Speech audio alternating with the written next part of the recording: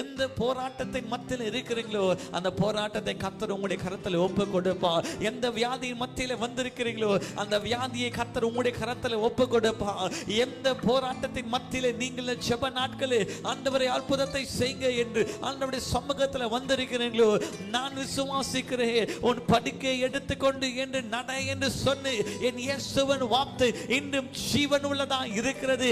எது உங்களை ஆளுகை செய்ததோ அதுக்கு மேலாக கர்த்தர் உங்களை ஆளுகை செய்யும்படி வைத்திருக்கிறார்.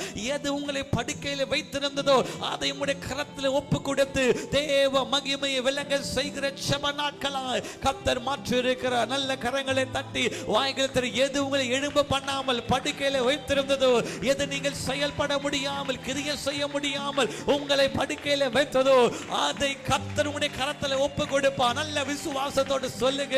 எந்த பிரச்சனைகளா இருந்தாலும் போராட்டங்களா இருந்தாலும் எது உங்களை தலைகுனிய வைத்ததோ அதை கர்த்தர் உங்களுடைய கரத்தில் ஒப்பு கொடுத்திருக்கிறார். இன்று கர்த்தர் சொல்லுகிறார், உன் படுக்கை எடுத்துக்கொண்டு நட. இத்தனை ஆண்டுகள் அந்த படுக்கை உன்னை சுமந்தது. அந்த படுக்கையின் கட்டுகளை இயேசுவின் நாமத்தில் உடைத்து சொல்லுகிறார், நீ அதை எடுத்து அதை நீ மேற்கொள்ளுவா, அதை நீ ஜெயமாய் நடத்துவா. ரீமா சக்தி நீ காரபா. ஒரு நாள் தாவீதுக்கு வார்த்தை வந்தது.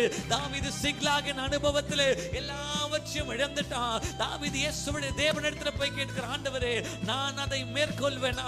ஒரே ஒரு வார்த்தை வந்தது, நீ அதை மேற்கொள்ளுவாய். ஆமே, நீ அதை பின்தொடர்.